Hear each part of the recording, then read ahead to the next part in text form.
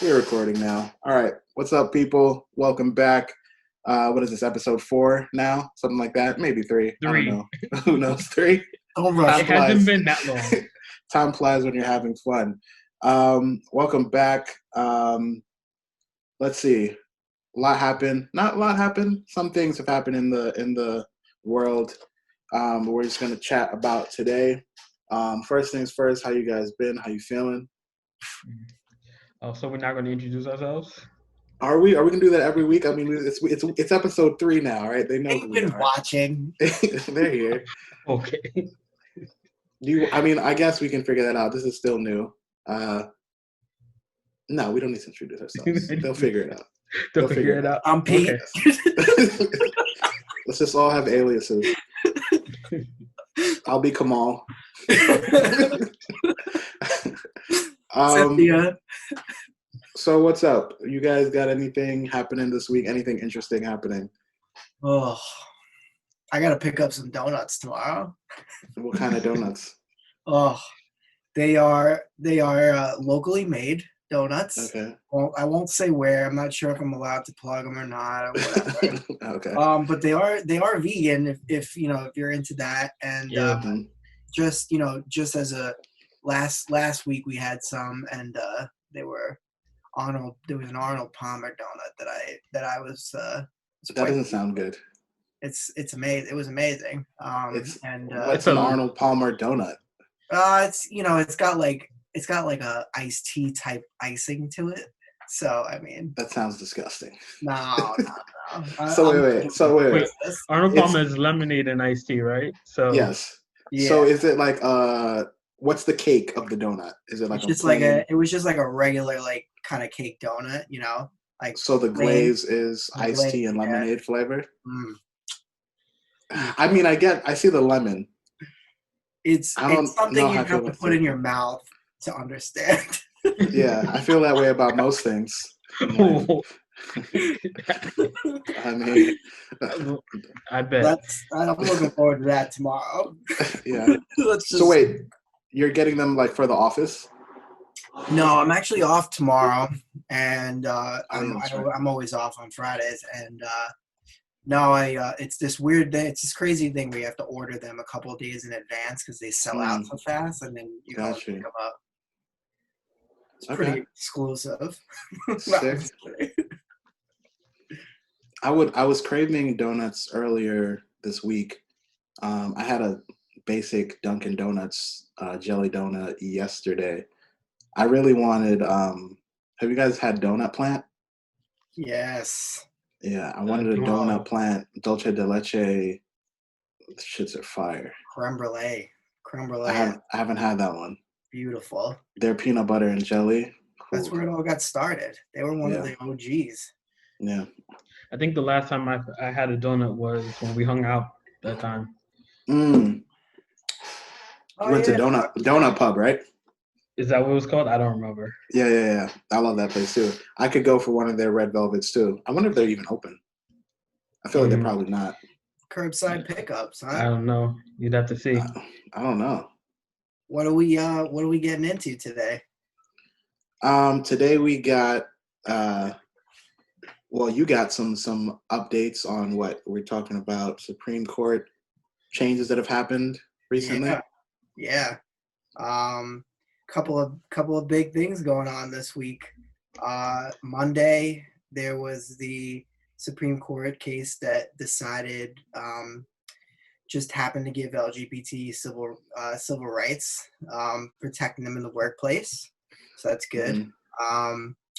Specifically, the Supreme Court ruled on Monday that a landmark civil rights law protects gay and transgender workers from workplace discrimination, handing the movement of LGBT equality a long-sought and unexpected victory. So that's really good. And what was interesting about that decision was one of the supporters was a Trump-appointed justice. So Neil Gorsuch wrote for the majority opinion, and it was a 6-3 ruling. So So that was interesting. I just bring it up because it's definitely, um, one of these landmark cases that influences things going forward. And should, obviously, I think should have happened a long time ago, but it didn't until now. So, um, and what else? I was interested in just bringing up. So, the justice who wrote the dissent, Justice Sam Alito, um, said there's only one word for what the court has done today: legislation. The document that the court released is in the form of a judicial opinion interpreting a statute, but that is deceptive. A brazen abuse of our authority to interpret statutes. It's hard to recall, he wrote. The court tries to convince readers that it's merely enforcing the terms of the statute, but that is preposterous. So basically, this court case was based on the sex discrimination case in 1964, where bias against men or women couldn't be from discrimination on sex. And so he's trying to say that, this protection, this case was not about that. So that was interesting. It's crazy to me that that's even like, Debated. obviously, well, not even that it's debated, but like it's something that we don't even realize that there aren't protections for those people. Like it's just, I guess maybe we just assume that people aren't discriminated against because it's not our experience. Like I guess there's a layer of privilege there. Like we just like, I didn't think about the fact that someone could be fired for being transgendered or could be discriminated against in the workplace. For me, is what I'm really speaking to. Like I just, it was like mind-boggling to me that like you could fire someone for being transgendered in 2020 or at any point. But it's just something that I never really thought about. Obviously, like you hear about discrimination against people for a multitude of reasons, but it was really jarring to me that like it's like, why hasn't anyone thought of this or thought to do this before? It just didn't. It just seemed unreal. Also, just kind of on that note, I made like an Instagram post, kind of highlighting the treatment of women and things like that during these times. Specifically, the treatment of Black trans women. That's just something that, especially in the past like 2 weeks, we've seen a lot of violence against Black trans women coming from within the Black community and obviously external forces as well. But definitely would love to see, like kind of these steps in the right direction where we're recognizing transgender people and protecting transgender people in a multitude of ways. So it's definitely like good to see that like one step in the right direction. Yeah, agreed. The other case that was settled was ruled today, actually. The Supreme Court ruled that the Trump administration may not immediately proceed with its plan to end a program protecting about 700,000 young immigrants known as Dreamers from deportation, dealing a surprising setback to one of President Trump's central campaign promises. So this was something that he promised. I believe it was like probably during his campaign, but also in 2017 there was a move to end it. And basically, the Supreme Court is giving that program more time to justify itself legally, and said that Trump's administration hasn't given enough reason to end it. So, and these are people that have been in the country a long time, probably since they were children. That get additional protection under this case, or under this ruling. So that's cool. I always kind of thought like those types of rulings were like the fact that like one presidential reign can set up all these different, set up Obamacare and like the DACA program and all these other different things. Like I feel like there should be like, we set this up and it's good for 10 years no matter who's in office. Like there needs to be some level of longevity with these plans, because like a 4-year window for someone to like like a person that takes advantage of the DACA program, and although Obama was in office for 8 years, I'm not sure how long that program was running or how long it took to establish, but like for a president to be in office for 4 or 8 years and then the next president to come and be like, yeah, so screw all that stuff. Like, we're gonna, I just think that's so ridiculous that, yeah, it's so crazy to me that like people spend years building up something for under one president and then the next president can come in and just be like, yeah, we're gonna go in a different direction. It just seems like really unstable to me. Like, I feel like if we come together as a country, because like these things are voted on through like, you know, your representation and, you know, in some form, like, hopefully it's what the American people want. Like, that's the idea or the goal, I guess, in a democracy. You would think that, like, if this is what the people want, like, their mind isn't going to change in 4 years. And, like, it should probably stick around. But these things are so, it seems just, like, really fickle and, like, they can be given and taken away at any time. I'm glad that it's, you know, still kind of hanging on. As a person who wasn't born in this country and, you know, has been able to, you know, live the quote unquote American dream. Yeah. I love seeing those types of things, but it's just crazy to me that those opportunities can be given and taken away so easily with like a sudden shift in who the president is or whatever. Yeah. Yeah, and I mean, just to clarify it, the program itself provides only a renewable 2-year deferral of possible deportation with no pathway to citizenship. It was established in 2012. Okay. So definitely keep an eye on the legal circuit, but yeah, that's, you know, it's you know, apparently it's a temporary sigh of relief for the dreamers. So at least we've got that in these, you know, somewhat troubling times. Well, way more than somewhat. I think the hope is that this administration will be gone in the next 6 months, so that push for that objective going forward toward the program won't be a concern. But I think it also, again, it just calls for more, that how much immigration just generally needs to be addressed, a solid plan, and also just more education about what the effect immigration actually has on the country, because there's always so much like demagoguing going on when it comes to immigration, especially of brown people. It just seems to be a lot of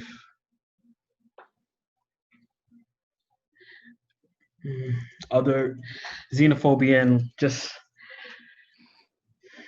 dehumanizing, and that, I think that plays a part in the public perception of the policy. Right. Yeah. And just generally the conflict between the general like interest of how a particular policy may influence the country and ulterior political motives. But that's the basis for everything, right? So. Yeah. Yeah, and just as a like kind of like an ending note for it, I thought was you know, if you can make light of the situation at all, I saw a couple memes of Donald Trump, like his response to the first case that was handled this week about LGBTQ rights. Basically the meme said, you know, when the teacher calls on you but you didn't read the homework. His response was, I've read the decision and some people were surprised, but they've ruled and we live with their decision. He added that it was a very powerful decision, actually. I feel like that's just how he talks in general. Yeah. Because he's in a perpetual state of not knowing things and not being like educated and well read on anything he talks about. Yeah. And like, some people were surprised and some people were not. We live with their decision. Yeah, I mean, if Yeah. anything is will be missed of his presidency, it's the just like mwah, like Yeah, for real. Like the memeable quotes. quotes. Yeah. Yeah. Yeah. The I've sound bites. The sound bites will never be Yeah. the same. Oh, I've never experienced. Well, I have, but like for someone in like such a power like position of power, like a man like so powerful yet knowing absolutely nothing about anything. It's yeah. it's it's insane. American Um, history, women. like Oh, apparently, AIDS has been cured, but we didn't know about it for like the longest time. Apparently, that When? was Who new. said that? Your boy. Wow. Not, well, hold on. Not my boy. Let's let's not whoa, whoa, whoa. let's Oh, not put that out you're there. you're right. It's Mike's boy. I mean, if anyone But in the nah, group. I was about to spit my water out. but nah. Yeah. Well, he just. It's a funny thing because you can tell when he's just spitballing and just bullshitting. Mhm. Yeah. Like there's such a drop from like something that was prepared and Him just speaking in circles, him saying the speaking same thing, and spitballing. Like and the adding more like adjectives. They're very, very, very good people. Yes, they're good people, and like all he does is describe them. like you can measure. It's Honorable like people. the vocabulary drops, the Mhm. use of adjectives go up, the vagueness like shoots out of the ground. You can guarantee that all the information you're currently hearing is a lie. He's Or very close to them. I've been very close to these people. I've been following them yes, for a oh yes, very long he's time. always he's They're always good friends well of mine. informed. Yes, Yes, I just spoke to them this morning. I spoke to them 5 minutes before this press interview. I'm they're very literally informed. talking to me in my earpiece right now. Wonderful people. It's Wonderful funny people. you They're good guys people. say that also because I read something once. I don't remember where it was, but like a linguist was discussing his approach to language and just like general If you can call it that. yeah general like his speeches and stuff. And one of the aspects of his speech that is a apparently like a sign of like not not knowing things and not like having a background is you'll notice he always says stuff like everybody's talking about, or I keep hearing, and all of these like mentions to like, oh, he hears it and everybody's talking about this, and basically the point was like people say that like when they want to sound smart, Yeah. but really like they have no proof for anybody talking about what they're mentioning. So Yeah. that was interesting. Yeah. Um, All his language is either like all his language is either appealing to these fallacies of either like popularity, of like exactly. authority, or to a way of expressing his opinion without saying I think this. So it's everyone saying this or everyone thinks this Yeah, when it's what he believes, but doesn't want to take on the onus of like owning it himself.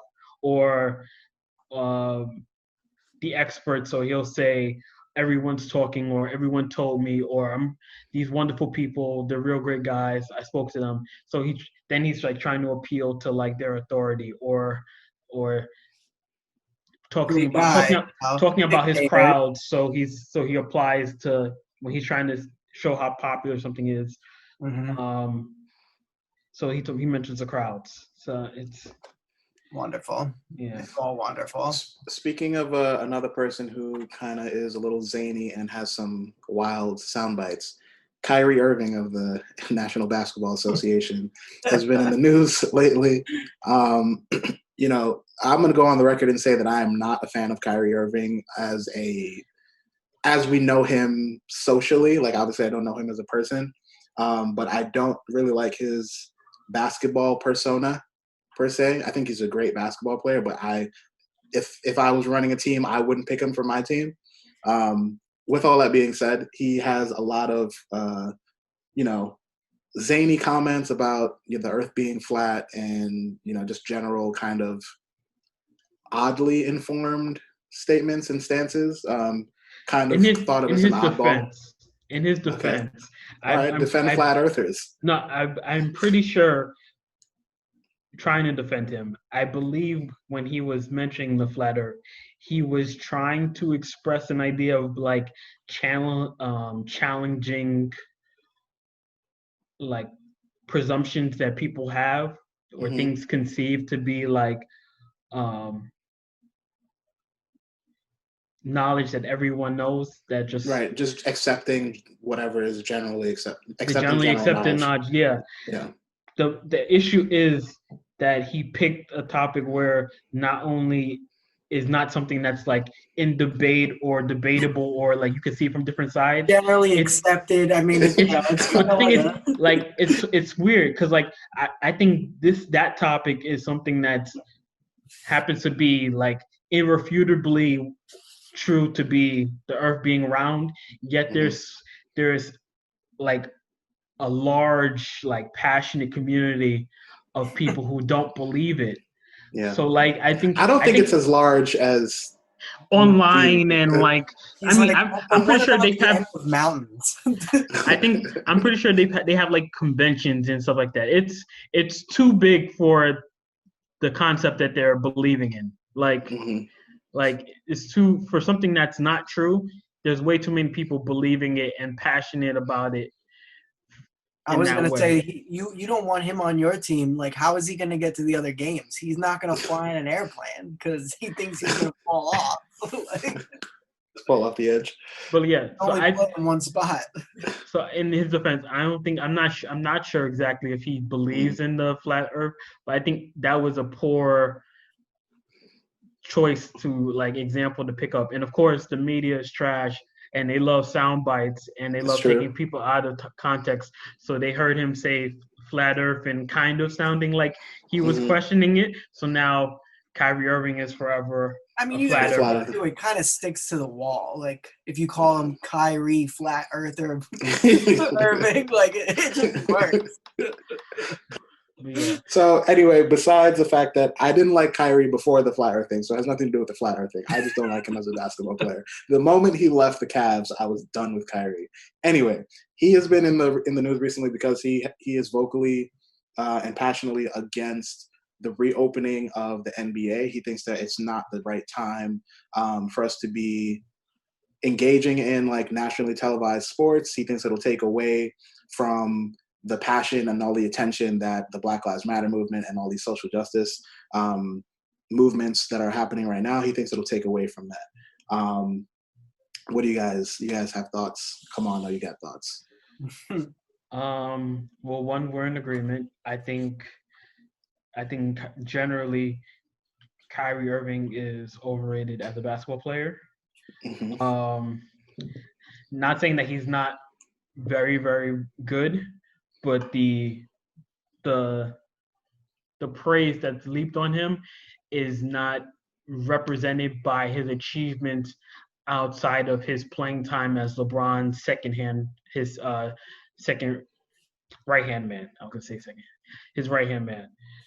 Um, in terms of his point, I think he has a good point. I think he has a strong point about it. Well, for me personally, I think the idea of these leagues, these a lot of these sports leagues, trying to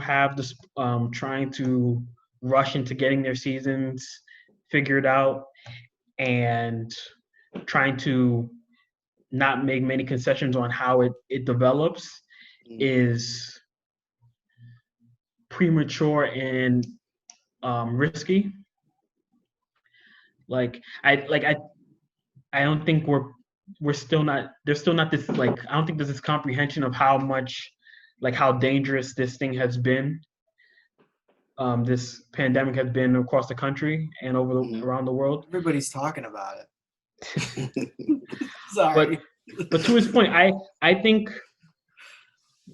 he has a point because I don't know. It just seems like the consciousness, like he's right. There's a moment that's being had right now, Mhm. and I do feel that because like I don't know. There is a large segment of population that look to sports for refuge, or who also and that also use the excuse of sports to ignore other things going on. Like Yeah. For God's sake, the whole Colin Kaepernick issue, a big part of like his detractors was that sports is supposed to be apolitical, supposed to be my escape. Hmm. White escape. I so I think it's fair, and I think it's fair to want tangible commitments, tangible plans and proposals set up and on their way to be executed before we even think about basketball. For just on the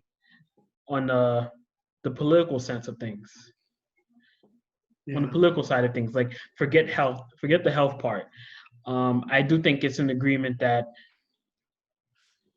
the people involved can only be so focused on their social and political obligations if they're trying to implement the last 10 or whatever games of the season and implement playoffs.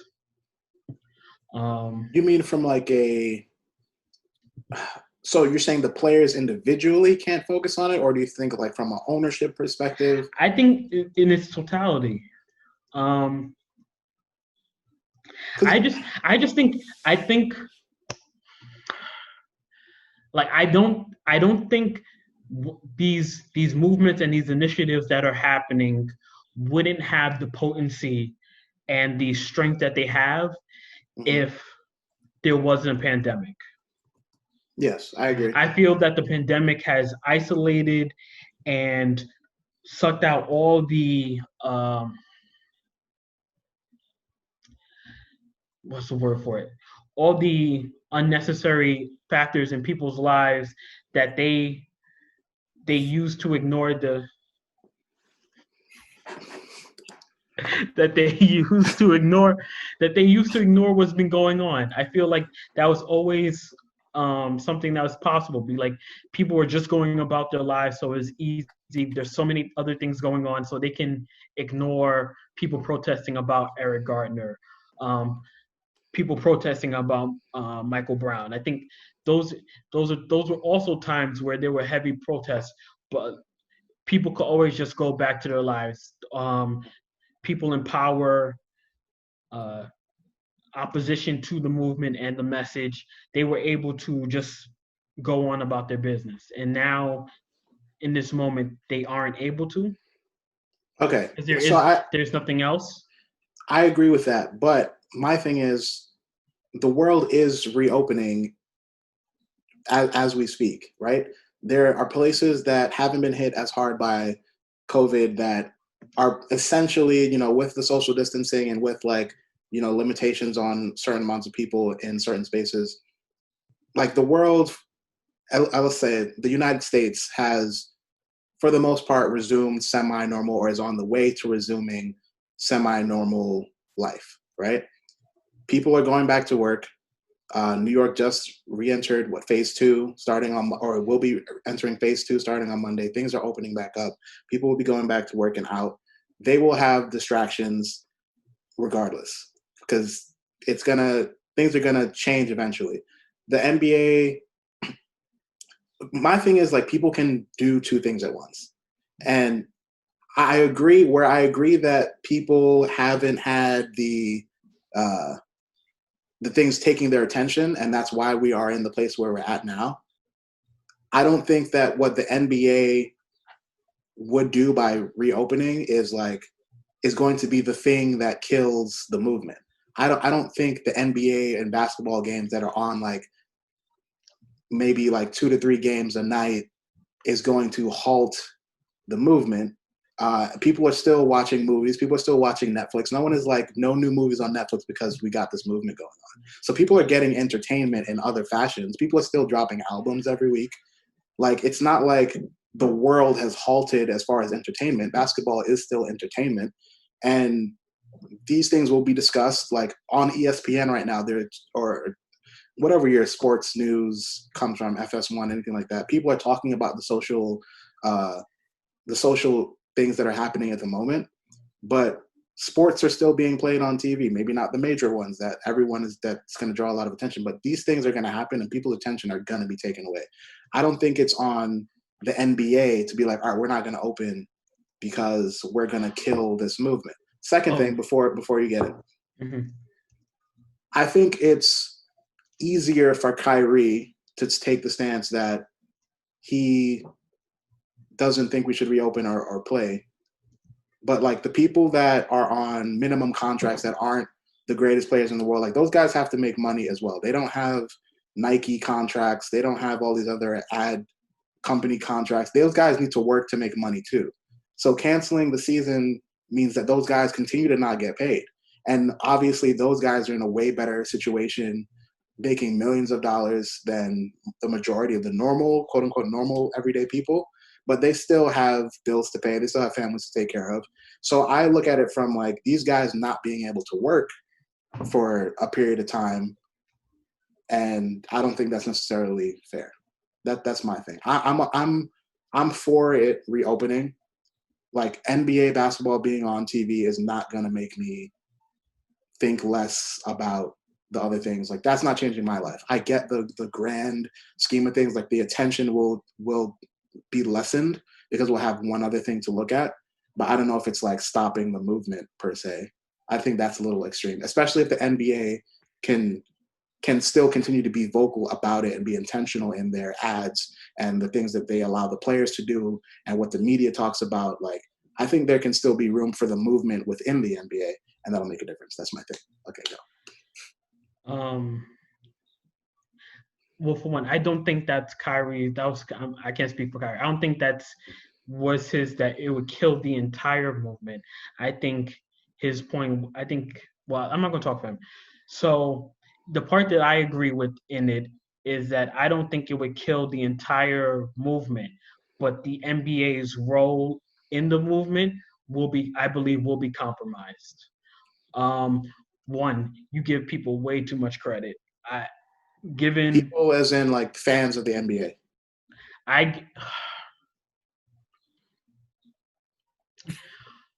Detractors, people who've kind of been who've had their arm,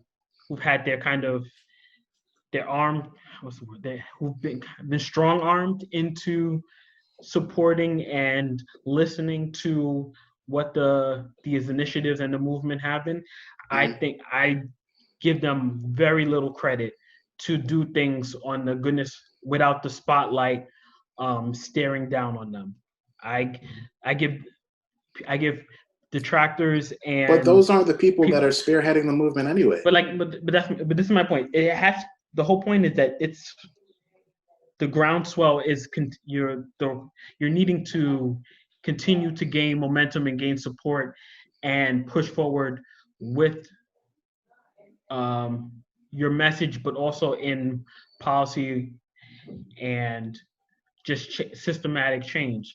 As far as the NBA goes, I can almost guarantee you. So if the NBA reopens, sorry, let me gather my thoughts. Mike, do you have anything? Yeah, I guess I'll throw my 2 cents in. Not that anybody needs to hear it really, but no. Just to like kind of repeat and echo what Kamal was saying originally, on the COVID side, I wonder, what, if it really is safe to reopen. Just first of all, like from the sense of like the players, because as far as I understand, a lot of pro sports, not just NBA, plan to reopen but not have fans. And so, you still have to wonder like what's the risk for the players.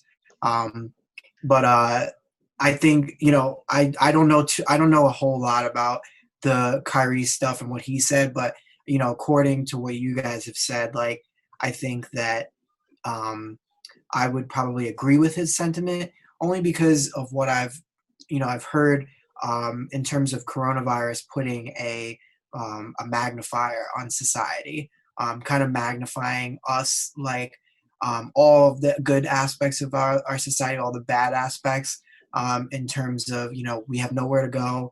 it's kind of, there's a magnifying glass on society. And so I kind of agree with you, Kavan, that like I don't think it would stop the movement necessarily, or lessen it. But to me, I think of it in the big picture, where the like Kamal said, like the role that the NBA plays in society, and understanding like something as big as like the NBA not opening again, out of its allegiance and duty to support Black Lives Matter, to make great something like a movement like that out of the sheer like, okay, like we're canceling professional sports. Like I try to imagine it like, we've dealt now with all professional sports being canceled. And it's been a weird time because of that. And so I think the sentiment generally is like, the NBA is just something, just another thing on the list that we need to put Black Lives Matter. We need to put that movement before our commitment to professional sports. That was just another thing on the list that was canceled because of COVID. And it stands, to me, it stands for something bigger. It's about the NBA, but it's also about other stuff. And then my last point, I think, would just be about celebrities, how COVID and the cancellation of professional sports kind of puts that magnifier on celebrities too, and their role. I follow LeBron, and I know that he's very vocal, like on Instagram and stuff, and sharing his viewpoints and stuff. So just I think it's tough, like you said, where players without contracts or without large contracts, without sponsorships and stuff, it's tough for them. But I think if we were to commit to something like the NBA not reopening, like that just puts a different spin on the need for this, like the concentration and focus on that movement. Oh, okay. I don't think I'm not calling for, I don't think they need to cancel the season. I think the idea of them having their policy, their initiatives established, and even starting to implement that as before the season began, I think would be a great sign.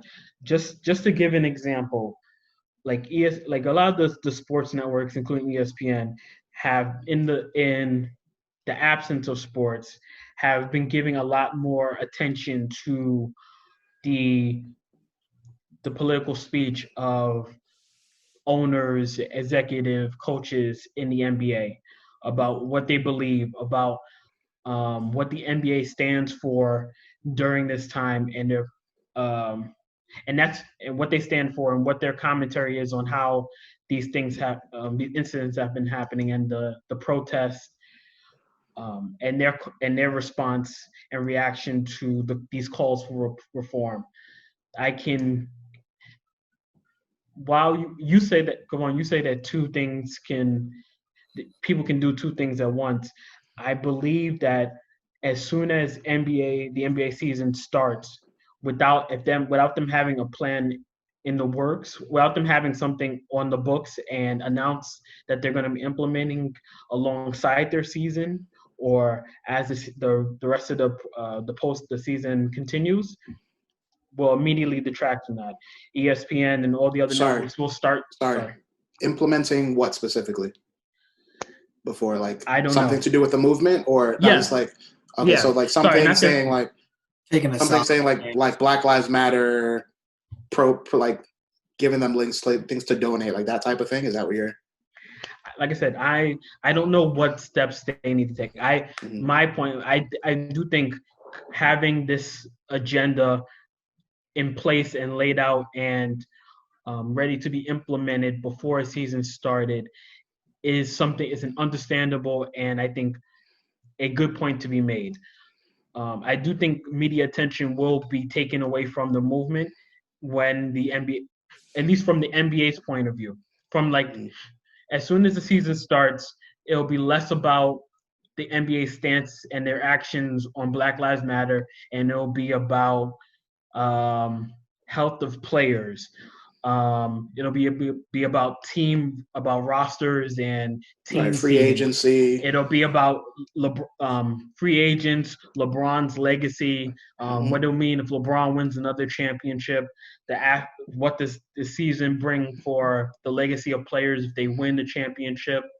And if I could just add, just to echo that, which is just kind of what I was trying to say before, is that I think we all know that it's unlikely that it's going to be canceled because, you know, professional sports will play on. But like, I think maybe the bigger like picture of it is like once the NBA returns, that's a sign or that's a representative of us going back to normal, which is a return to life before, you know, the movement of Black Lives Matter, you know, began over COVID, right? So like it's returning back to the time. It's returning, like Kamal said, like it's returning to other news, and I think that's something that's worthy to think about. Like, you know, if we take away from with the return, you know, like you said, come on, things are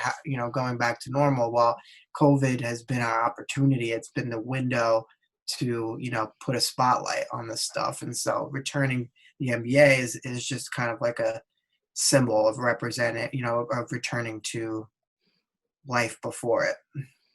I definitely Great see point. that. And to kind of, and I agree with you guys are saying. I acknowledge fully that the media attention, especially, will be less about Black Lives Matter and social justice issues and more about what the normal NBA talking points are throughout the season and those storylines and all the NBA, like whatever NBA drama is going to happen. I agree with that. But I would give the stars, particularly like we mentioned, LeBron, Kyrie being vocal. I expect a lot of the other stars will be more vocal. I would give them a little credit and give Adam Silver credit because I think the NBA as a league has been the complete opposite of the NFL in ignoring and trying to like quiet the players in these types of movements, right? The NBA has a great track record of promoting, you know, the I Can't Breathe message with Eric Garner, letting the players vocalize that by wearing the t-shirts. And I think when you have players, especially like LeBron, who know how to control their own narrative, if this is important to LeBron, and we know that it is, and we know that it's important to a lot of the other players that are the bigger players in the league, I think they will, I would hope that they'll step up and be vocal about these important things and try to keep that narrative central. I would also expect the NBA, with the leadership of Adam Silver, to be responsible and not try to go back to the old ways, like what Mike was saying, like pre-COVID. I think that I would hope that Adam Silver is aware enough, and I truly like Adam Silver for president. Like I fuck with Adam Silver heavy. I just feel like he does a great job. I feel like he's aware. He shut down the league. He was the first person to shut down a sports league because he was running. He was aware of the COVID and its impact, and he shut down the NBA. That was like one of the big things that got this whole quarantine started. So I think he knows what he's doing. I think he's capable, and I don't think the NBA is going to pretend like none of these things happen. I think they will acknowledge it and help give it exposure. But I think they can also entertain people and pay their players. And, you know, we haven't said it, but get the owners paid, because that's what this is all really about, is having the owners make the money that they want to make. That's what's driving this whole thing anyway. People got to get paid. People got to make money. But I think there is a part of it that, you know, can be beneficial. I like basketball. I love basketball. I want to watch basketball. And I don't think that's going to take away from my passion about, you know, these things or anything like that. But go ahead, come on. I see you bubbling there. No, it's not. I agree. I just want to go back to, because I think Mike, what I wasn't saying, I wasn't expressing myself well, but I think Mike hit what I was trying to say, like on the head, that this return to normalcy will, for many, like just an example, like this the situation with COVID, people are so desperate to return back to doing what they used to do. Basically, the idea of their normal lives. That like we have this resurgence going on in half the country right now, and New York City is like phase 2, baby. We're going to phase 2. Open it up. So like I feel that are willing to, are impatient, maybe even a little, I don't want to say selfish, because people have It's lost a definitely lot. selfish. Nah, because people have lost a lot during this, and it's hard to like tell people like to completely like stop your life and to struggle in physically, emotionally, financially, socially. But like I'm saying that like during this risk, people are willing to risk an apparent threat when given the opportunity. And I'm just saying that this call to normalcy, I do think, I'm not saying, I don't believe that, like, I do believe the NBA can and should return. I just want them to have their plan in place. That's generally what I think. I don't think it should be canceled. I think you're right that a lot of the players are conscious enough, and the league is progressive enough when it comes to players being vocal that they will have the platform still. I just think it's something that the NBA should be aware of. That like as they return, them above maybe all other leagues, because they are the progressive Black sports entity in America, that they have the responsibility in knowing that while their focus should be on returning and delivering the entertainment and the basketball product to the masses, they also hold the power, the influence, and the opportunity to keep the movement in terms of their part in it just as strong, and they should keep that in mind. Big facts. Yeah. So, it shall be written in stone. Well, I think I kind of hinted on it. Well, we kind of were mentioning it throughout that New York City is now supposed to be entering its phase 2 of Rio. Oh, and I mean, remember there are 4 phases, so yeah. But a lot of phase 2, with phase 2, a lot of restaurants and general businesses have been given the green light. The retailers have been given the green light to reopen, with I believe a cap that's supposed to be 50% capacity to these venues and businesses. How do you guys? I guess I've already expressed how I feel about it. How do you guys feel about New York reopening? I don't know, man. You look at the other parts of the country, Texas, Florida, Arizona. Basically, the whole West Coast is like and from South. Oklahoma on west, and like everything south of the like Mason-Dixon is just seeing. Yeah, but I'm wondering, is it because they're testing more, which would mean that, you know, that many people have COVID, but I mean, is it because they're testing more? You know, I was looking at Florida yesterday. You know, up. What was it? Just the other day, they set the record 2,000 something cases in one day, new cases. That is. Is it the testing that's revealing it, or is it because people are lax on the restrictions and, you know, things are reopening too soon? Because New York, remember when testing became way more available in New York, the numbers shot up. Yeah, you had the numbers in the tens of thousands in New York City. So I think it might be a mix. I think it could be related, that the number of more testing, even though I don't know, they're still reporting conflicting reports about like how much testing has been increased, or even still the efficacy of testing is still being brought into question. Like, by many of the like health organizations and um, by health organizations. So, and I think it's related that like there may be more testing, but I think with more testing means that there are more people actively with the virus. So, like with that information that we have, that there's so many more people who actively have the virus.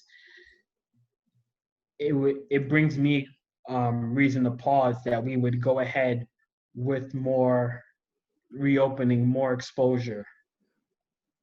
Yeah. Now I get it, like, and like something that I heard that was a good point is that maybe generally the the curve generally has like flattened and is somewhat decreased, but not to the extent of a lot of other um nations that kind of had a better response to COVID. What do you call it? Now, even on top of that, China's reporting about they're having a resurgence in it, and obviously they were the original. Lockdown. Yeah, they were the original epicenter of it. Now they're seem to be having an enormous resurgence um, in cases. So I think this is just like there's too many signs that patience and discipline needs to be demonstrated in this cause. But I don't know. I feel like, just like I said, like you were mentioning, the way for like a return to normalcy is so strong. The political and like financial pulls for like pressuring government to reopen, to continue with business. I feel like those are all factors in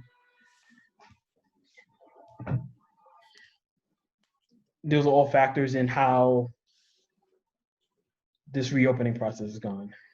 Yeah, and I just think go ahead. the general lax attitude that we've seen in the past, like maybe month, I think that's a big part of it for sure. In outside of New York, you were seeing, a lot of just like reckless behavior, people not social distancing, people not wearing masks and things like that. In my neighborhood, it was like very quiet. If you saw people out, they were wearing masks and gloves. People weren't really on the trains like that unless they were, going to work and absolutely needed to. Now that we, like, even with the first phase of reopening, all that seems to have gone out the window. Just being outside, especially because it's warmer now, like it's basically summer. Like, people are throwing all caution to the wind. They're outside. They're out on their stoops. They have the mask like on their chin, like it's on their face, like I not see covering that their all mouth. the time. Like, and Oh it's boy. like at that point, and it's a lot of people like that. Wasn't there a rapper that wore it like that at one point? I can't I'm remember. sure. I mean, like we had chin members strap. of the government wearing the mask like that too, but Or wearing no mask. yeah, I mean, it's just like it's almost like we forgot who we were, because I feel like New York was like, nothing is like gonna ever measure to like the 9/11 like solidarity, but for a moment, especially with like the 7 o'clock, you know, like the Singing. cheering they did for the essential workers, things like that. Like those things have all died now. New York feels like how it did maybe the first week of quarantine, where everyone's like, is this real? Is this going to last that long? Like, I don't know if I'm taking this that seriously. It's just people aren't as serious about it as they were when it first started. And it's very apparent and very in your face with just like going outside on the block and you see people out in like beach chairs, like it's normal. Um, and that's going to be something that we really have to deal with. That second wave is going to come and it's going to hit hard. And like you were saying, like with the testing, the numbers are going to go up, but I think it can be controlled in a sense. Like a lot of the retailers, especially Kamal, you're mentioning, like they're doing 50% capacity, but a lot of people, just for the general safety of both employees and for the customers, they're trying to do less than 50%.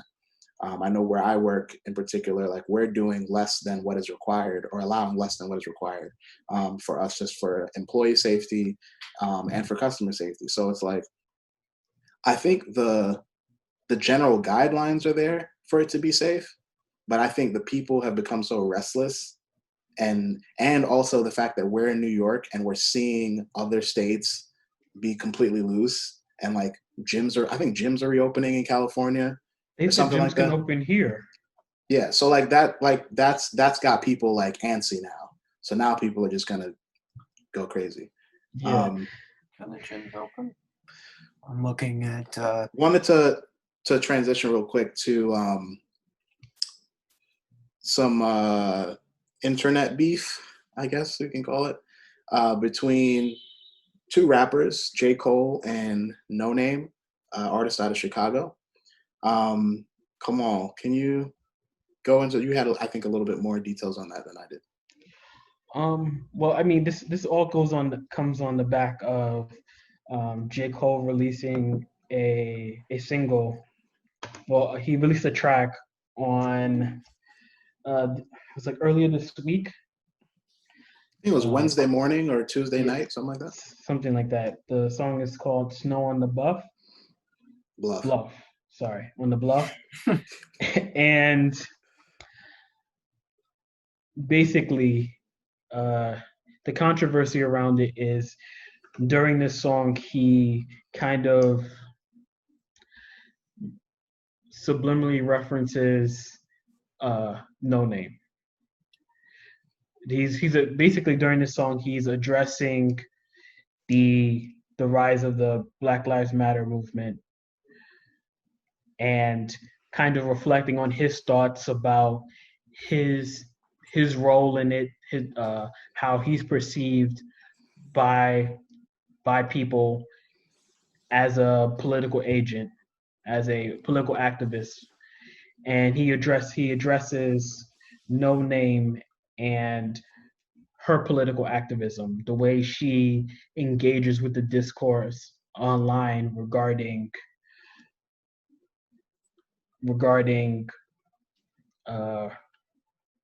racial injustice. And quick question: did she? I guess two questions. Did she call out J. Cole specifically by name on Twitter? I'm not sure exactly. Okay, I'm gonna see if I can look it up. Okay. Because from what I saw, it was like, I don't know if it was like a subliminal message, but people kind of. You mean initially or in response to his song? No, like initially when because what people are saying is that like she deleted some tweets after J. Cole put the song out. And that's why people were saying it was. I didn't see the initial tweets. I heard the song and I saw the backlash. Okay. So I was just wondering if she had targeted him, because I also saw Kendrick brought up, because basically people were saying that J. Cole and Kendrick haven't made like public statements about what's happening. But so I guess we can get into, like, for one, I think some of the criticisms about J. Cole and the song have been, for one, like you said, that he hasn't really been out front and made many statements or put out music in regards to the movement. He hasn't been a very frontline figure in regards to these protests and these calls to action. I don't think he needs to say anything though. So yeah, he released. I agree with that. He releases a song. In the song, he refers to No Name refers to her as a queen. I saw some controversy about that he was kind of. Also, for the record, he doesn't explicitly say. Yes, he doesn't say. It's assumed. It's been assumed by the internet. I think she even responded on Twitter, kind of acknowledging that she thinks it's also addressed to him. He responds to the controversy. He said he stands by what he wrote. He he gave No Name a shout out, saying how he had love for her and respected her music. People should go look for her, and they should hear what she has to say in terms of her music and also her political beliefs and activity. Um, but like I said, he refers to her as he refers to this black woman as a queen. People have been I've heard people giving slack, that saying that they felt it was patronizing in the way that he expressed that. I'm not exactly sure about that. He goes on to basically assume that she grew up in her upbringing was very politically conscious. She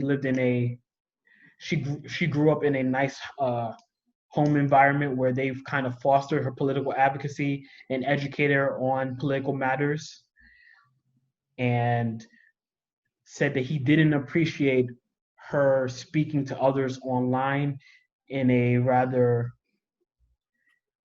I guess aggressive, maybe antagonistic or tone. He basically said he didn't like the tone in which she was speaking to others regarding this political discourse. Right. He said that she should speak to us like children, essentially, is what he said.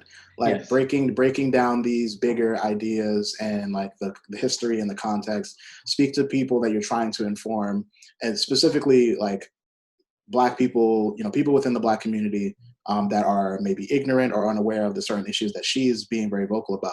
Speak to those people like they're children. I think people are kind of interpreting speak to them like children in two different ways.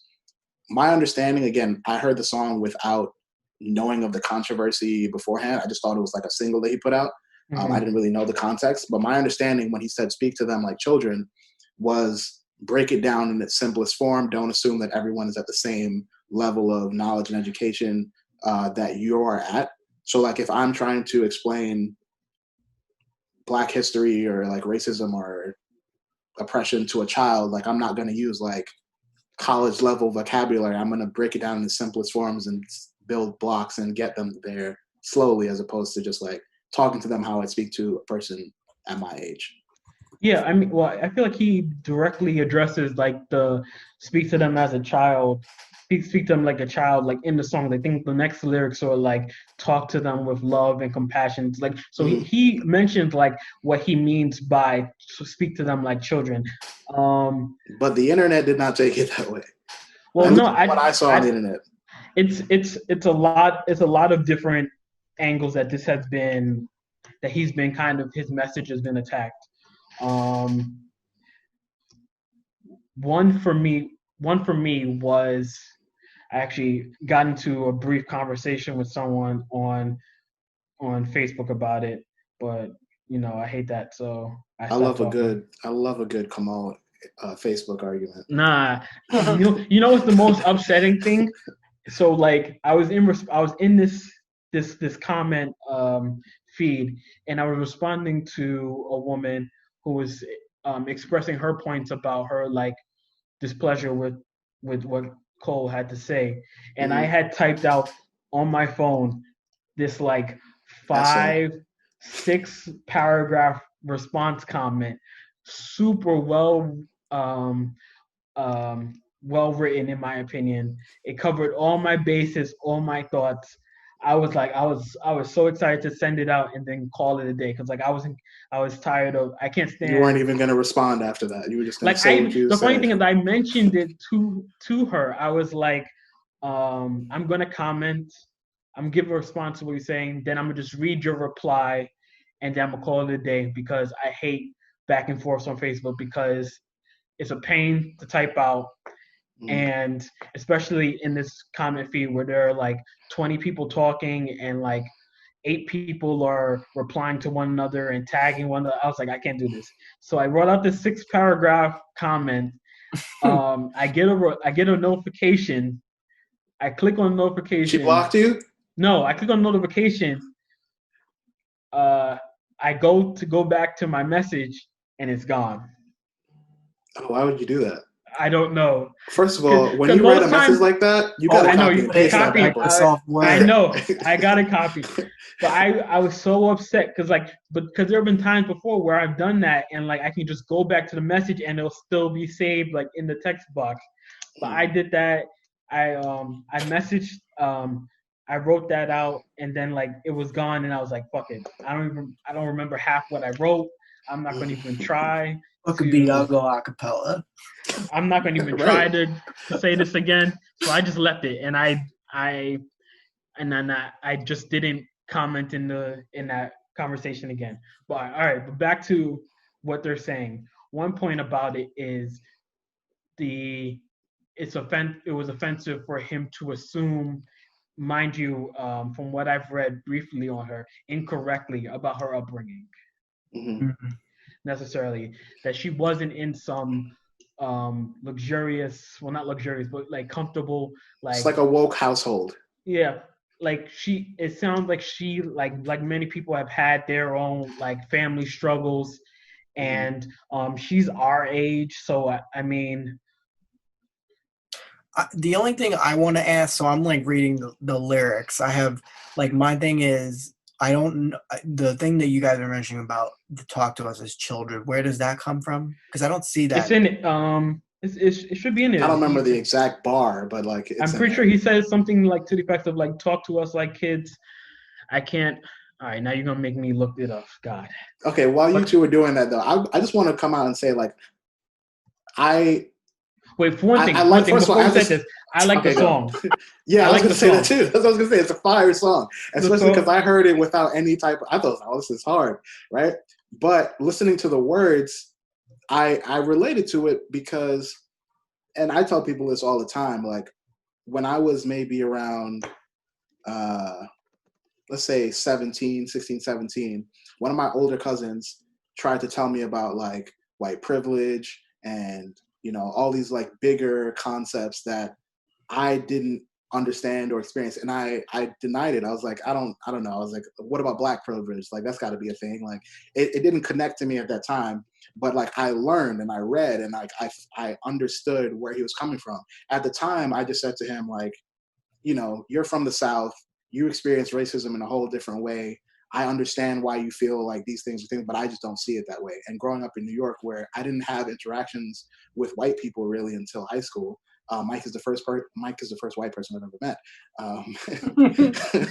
That's not true, but I didn't really have interactions with white people, so I didn't see like the obvious effects of day-to-day racism in that sense. Like outside of my teachers, but my teachers weren't racist, at least that I noticed. So like I'm the type of person who I had to learn from other people about these concepts. And it took not necessarily people talking to me like a child, but like when it was first presented to me, it was too big of a concept for me to understand. I needed like the baby steps to get to white privilege, because he was just saying like white privilege, but not giving me context, not giving me examples, not giving, you know, it was too big of a message for me to understand at the time. So I understand, like, especially online where people just go, they don't care about context, they don't give context, they don't like to explain themselves because it's fucking hard to type a lot of shit. And sometimes people just don't, even people that have a lot of knowledge and information, they're not necessarily teachers, they're not necessarily people who know how to communicate effectively and make people learn. So like, at least a lot of times do like a tweet or a post. They're not writers, yeah. So it can be hard, and people like don't want the responsibility of teaching people they don't even know, right? So I can appreciate the idea of, I see that you have all this information and I know that you're coming from a good place, but the way that you're communicating it to me, as valid as it might be, it's just not being effective the way that you're communicating it. So I understand the idea of like, listen, I don't come from the background that you come from. If you're going to communicate this to me, I need you to break it down for me and don't just assume that I know everything that you know. And again, coming into it without knowing what happened on Twitter, I was like, oh, this is like an interesting concept. Once I found out about the whole thing, I was like, kind of distasteful. I don't like that he, like, I don't have an issue with having the conversation, but I don't know if this is necessarily the time or the way, especially by releasing a song. And I don't know if they had a conversation about what it was, but with J. Cole being J. Cole and No Name being who she is, like a significantly smaller artist, I don't know that that was necessarily like necessary, because people are already calling it a diss track, which is not a diss track. He's not dissing her in the song. He's providing a perspective on what we assume is her commentary, which he is 100% allowed to do. I don't think he's dissing her. I think he's just saying, "Hey, I see what you're doing, but like, maybe it'll be more effective this way." He's saying specifically the whole queen tone. Mhm. To me, I take that as like, stop being such a bitch. Like, No, well, you see, you mentioned about the pretext before, like the pretext before, like what was going on online, maybe before that. I don't. From what I heard, from what I've been seeing, I don't even think that's. I don't know. That may have bled into this. Oh man, this is so complicated. For one, I agree with a lot you're saying. I understand, and I personally I understand what he was trying to say with the breaking it down, but it was expressed to me a different perspective, and which I think is valid, is that for one, black women in particular have been on the have been Yes. largely on the front lines of this, although there have been many black men and black women have been on the front lines of this movement, Right. this one and all those beforehand. And it seems to be um, it's upsetting for many because he's, while I understand his expression of please, like he's saying that we're on the same side, but we don't know exactly all the intricacies that you may know or have the depth of history when it comes to these issues that you may be aware of. So teach us, or like break it down to us. A lot of people are saying we're on the front lines fighting for everyone, but in spite of that, we're being disrespected by black men in our that are supposed to be by our sides. We're being called upon to not only be the students and be well educated ourselves, but then be the teachers and basically to do all the legwork and then be the teachers. Like we're being called upon to do everything as a part of the movement, and we're not even being respected or protected or considered by our own people, by our own black men. And that's when I figured that, when I saw that aspect of it, like when I read everything online, that's when I was like, this is not the way to go, J. Cole. No, but listen, I understand that point, and I understand that, and that comes from well, I guess you can empathize, but I can't sympathize because I'm not a black woman. There's a strong place of frustration, rage, disappointment coming from a lot of black female voices, and that's one aspect that's being expressed. That's just on the idea of being asked to teach us. It's just one idea of so much is already being done. We're putting ourselves out there. We're the soldiers, the teachers, the students, the nurses, the comforters, and yet we're facing not only facing oppression and obstacles from the outside, but from within as well. So I understand, and that's one aspect of it. Another that I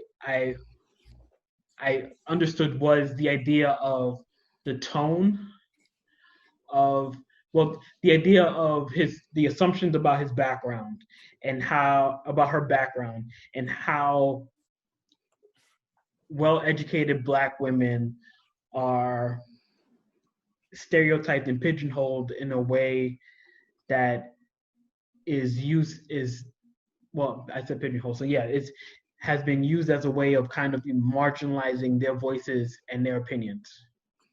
Mm. And his assumption, his false assumption, his wrongful assumption about her background was playing into that stereotype and playing into that marginalization. So, and here's where like I kind of take the stance of, first of all, he never said her name. We all kind of assume it's regarding her, but this is a song by an artist, a rapper who is known to create like narratives and storylines within his work, right? Mm-hmm. So although the inspiration is fairly clearly from No Name, I don't know that within the context of that song, he's saying this is how No Name grew up. And I do believe that he does know her. I don't know how close the relationship is. Yeah. But I'm not 100% sure that J. Cole is saying No Name, this person specifically had this upbringing. I think he's taking more of like a general look at it, because I do feel like it's something like, and I've seen it with particularly Black women that I'm friends with or people that I follow on social media, where for me, they are oftentimes, if not all the time, the most vocal, the most, the people that are educated, the people that are taking the lead and talking about these things. And I've seen where men that I know can be combative and say like, well, what about this? And they show that frustration of the information is out there, go learn it. Like if it's, and I agree, it's a level of willful ignorance at this point if you're choosing not to educate yourself on certain topics. But there are some things that, like, especially if we're members of the same community, I do feel like we can have those conversations, and you should probably be a little bit more open with having those conversations when it's people within your community. If it's a white person that you don't know, I'm like, fuck that guy. That's just how I feel. Like, but if it's me and you know me and we have a history, and I'm coming at you in a way that we're clearly disagreeing, I would like to see, and this is from all aspects, from both men and women, just like a little bit more patience with the education aspect of it. So wait, so you're saying specifically regarding that you still feel that like not necessarily just Black women, but like in this, like in, let's say for the example of a Black woman being approached by someone who's seeing the discourse and wanting to be a part of it and want to discuss, you're saying you still think that there should be some patience from that Black woman to the Black man? Is that what you're saying? I think for, yes, I mean, I'll take a strong stance and say yes, women, but it's really like everyone within this community, I feel like we can do better. And it's tiring and it's draining to have these conversations. But I think that it's important because I think of myself, like if people didn't take the time to tell me things, right? To introduce me to ideas, to give me different perspectives, I wouldn't be where I am today. Yeah. Like I think it's needed.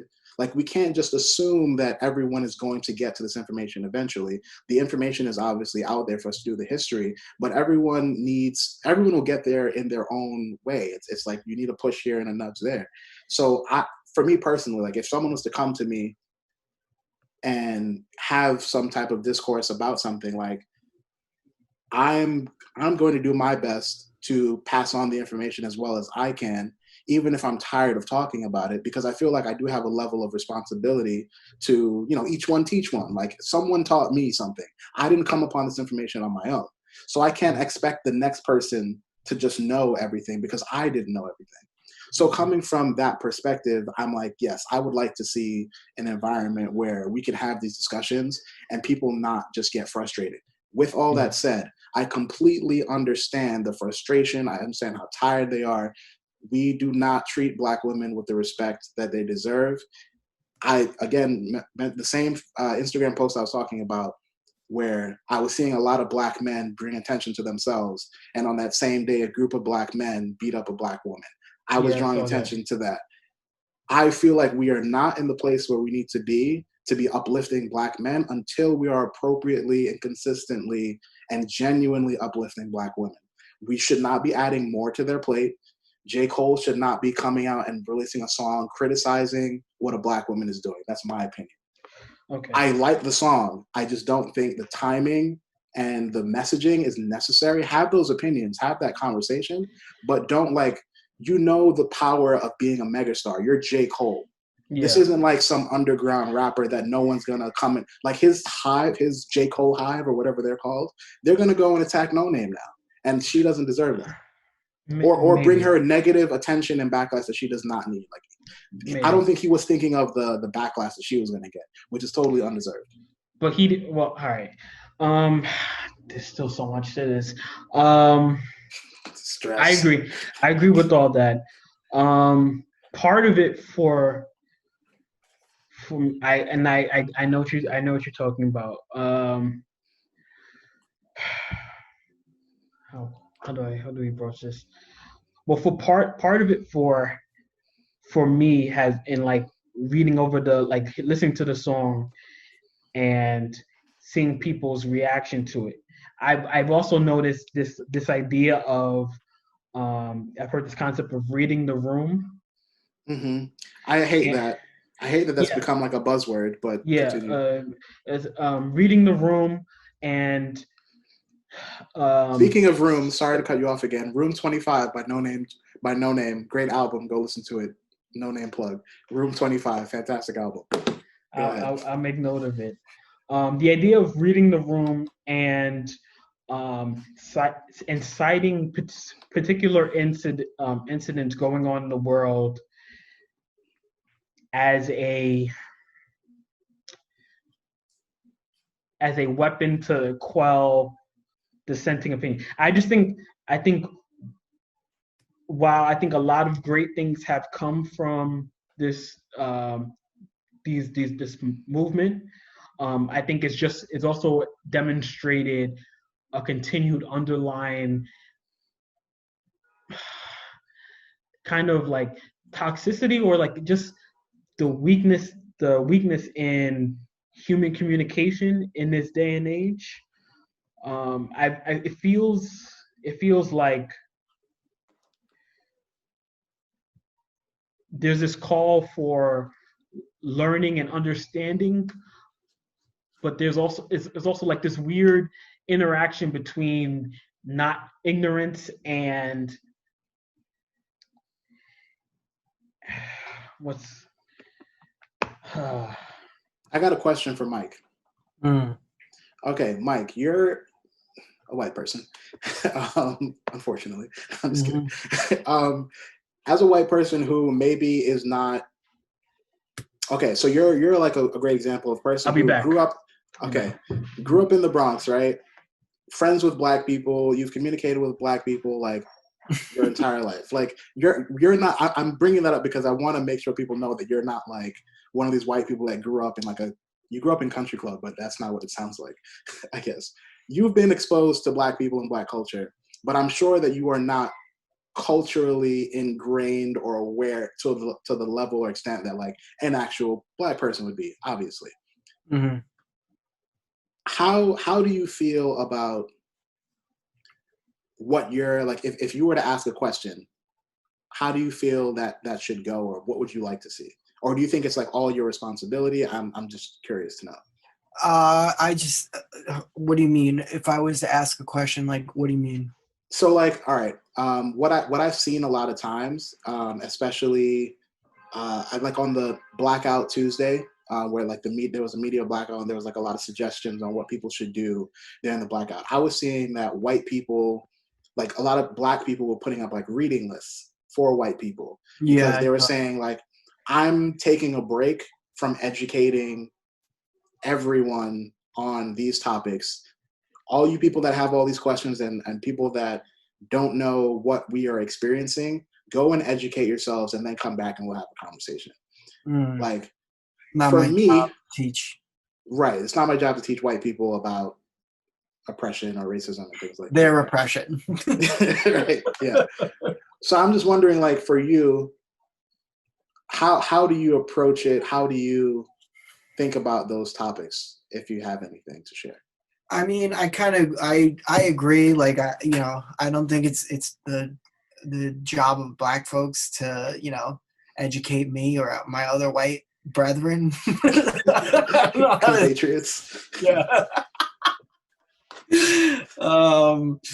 But because like I wasn't sure about putting up you know, uh, whatever on social media just because I'm not super like active, but also because like I kind of agree with a lot of the things that go on with things that I've seen black people talk about on the internet about how like this is not white people's time. Like I'm sure all you've got all these nice things to say, you're supportive, blah blah blah. No one gives a shit. Like no one gives a shit about you. This is not about you. We don't care what like what your level of support is, whatever. Um, Granted, some of them have platforms to reach people at, and so they're expected to reach out and support. But I don't have a platform. I don't have anything like that, and so Now me you just do. being what? Now you do. Yeah, okay. Me just being another voice into the that echoes into the ether, like that is not what we need right now. My job for myself and how I approach it is be quiet, listen, and learn. Like that's how I'm approaching it because I feel like the that's how I can be helpful. I obviously support it, but right now I think it's still like something that I need to like be I need to learn from. Like I don't really need to necessarily ask like, okay, well what books can I read to learn about? Like it just seems so cheesy to me. I mean I'm a person that believes in like, you should know your history. Like I've looked up things now that I'm interested in learning about just that I've seen and reading on my own. But I don't like I my main thing is that I'm not I don't believe that I should be like asking for insight from other black people in order to show my support. Like they don't care about my support. They don't care. They don't need my support. I Not they don't need my support. They don't need my like approval of support, basically. I mean, I think it. I think white people definitely play a role, especially in the movement that we're having now, because the spotlight that we have on this movement is being amplified because the same people that are fucking with Black Lives Matter, like the black people, like it's not a lot of new black people, but it's a lot of new white people. Like at least being outwardly vocal and speaking about it, and I think that's kind of impacts the consistency and the longevity that this has had, as opposed to others where it's like a hot weekend or a hot week. And it's because there's a lot of white people that are being vocal. Shout out to like a lot of the white people that like I went to college with, or like my former roommate. Just like going hard. Like I've seen some white people really going hard on like Instagram and just like in their lives and like asking for representation in like the fields that they work in. So, shout out to those white people that are like using their platform and giving black people a voice. I've seen like a lot of people are doing the thing where like if it's a popular white person, they let like a black person come on their Instagram and speak to their millions of followers. Like that's the way. Like, and it's like what Mike is saying. Like, it's not white people's time necessarily to like get up on stage and talk about oppression, but like using the platform that you have, if you have it, and giving black people those voices, that elevated voice, that's super important. But yeah, white people have a space in this. All people have a space in this. Yeah. I just wanted to I know this is backtracking. I saw somebody else post on Twitter about the J. Cole thing. It says J. Cole sat down with Lil Pump and had a civil conversation with him for an hour after he called him a bitch on the internet for 2 years. yet No Name gets an entire song dedicated to her for voicing her opinion on her own damn Twitter account. Do you all not see the problem? Well, that's not fair, because the last track of KOD, J. Cole's last album, is considered a diss track to not just Lil Pump, but what Lil Pump represents, like that type of rap.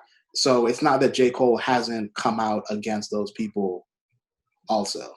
So I get the sentiment, but it's not really accurate, because that conversation happened after KOD dropped. But like, I think here's an important part about this. Like you were mentioning before, way back about celebrities. I think this also brings to light an important idea when it comes to celebrities, particularly like musicians, and it comes to how they express themselves in the arts. For one, like we can all, I guess, J. Cole is considered to be a more conscientious, reflective artist, right? I think that can be generally. So I think, for one thing, I think him being that way, a lot of people kind of project who they want him to be. Yes. Onto him based on his work. Like he has delivered moving, reflective, thought-provoking pieces of music. But I think now, while like I said, these criticisms that we've brought up are valid and I agree with them, I think, like most things, there's nuance to it that we should try to keep in mind. I think because we become lesser, and conversation becomes less evolved when we don't. J. Cole is what, he's 35. He's in his early 30s. He, now using age as an excuse, he is a musician, right? So for him, his platform and his medium for expressing himself is through music. So I think it's unfair to criticize him putting out a piece of music reflecting how he thinks and feels, even if it's involves addressing another artist who happens to be a female Black political activist. Yeah, but would he put out that song though if she hadn't like criticized them? But that's the thing. I think it's fair to say that like he wrote this and these are his thoughts being put to being expressed. So like some people can't speak publicly, but they're great writers, so they write. He's a rapper, so he puts his words to a beat and he puts it on wax, and that's how, for him, that's how he expresses himself. He may not be the best at writing out some essay or giving an amazing interview where he eloquently expresses his ideas and his philosophies on things. So for him, his method was, I have these thoughts about things I've been experiencing, about my reputation as an artist, as a person, and this is how I thought and felt about my experience online with No Name, which we still don't know if that's what it was. She could have inspired it, but these were his thoughts. As I always say, eloquent interview or be quiet. Never said that before in your life. I don't think you've ever said that before in your life. Not once. But with him him expressing himself like that, I think it's unfair to say, well, he's a big artist and she's a smaller artist, so like you'll be attacked for it. Especially when he didn't mention it. Like he didn't say her name, so he didn't direct it to it, but he's still expressing himself and telling this story of his experience. So I don't think that's a fair criticism, that he shouldn't have wrote the song because it was addressing a smaller artist. And I think, because I think a valuable part of art is them expressing their thoughts and feelings, no matter how misinformed, flawed their thoughts may be, them expressing it, but and then the public critiquing it. Mhm. I think the relationship between the artist and the public is where the room for education can exist. Life imitates art. Okay. Not exactly, but what I'm saying is I feel that I feel like he has every right to put out his thoughts, no matter if we think it's reinforcing stereotypes, whether we think it's him being him trying to weasel out of responsibility by playing the "I'm ignorant" or "I'm not as well spoken" card. These are his thoughts and opinions, so he's free to express it, and then the media, other artists are free to criticize him when he puts it out to the public, and that's where the education become. That's where the learning begins, and I think that's fair. I think that's something we shouldn't demonize. I think this him expressing himself and then being criticized is what should happen. I don't think there's anything wrong with the song happening and what it's brought about. Well said. I hear your point. Fair enough. Just to wrap up real quick, I'm waiting for that No Name reply diss track. I hope she gets a fire beat and goes in Oh man, I think she already because has one. because I love a good hip hop beef. oh man, And but she's got bars. it's so unfair though. He there's no way he wins though. Listen, He's just gonna lose. I can just see it now. All she the should get. Honestly, she should have like an all-female MC go in, just attack rip him to Called shreds, just Queen like Tone. like She has right, a diss track. I think it's called Song 33. like in response to this new song. Yeah. Oh, okay. We're gonna end this, and we're gonna all go listen to it. really. Black trans lives matter. Thank you to all the essential workers, even though I think we're all turning into regular workers now, but y'all still are awesome and appreciated. Happy any Juneteenth other- to everybody. Oh yes, we're recording the day before Juneteenth. Happy Yeah. Juneteenth. Yeah, that's all we got for this week. Been real. Cool. All right, Thanks, see you fellas. guys. Take care. Adios.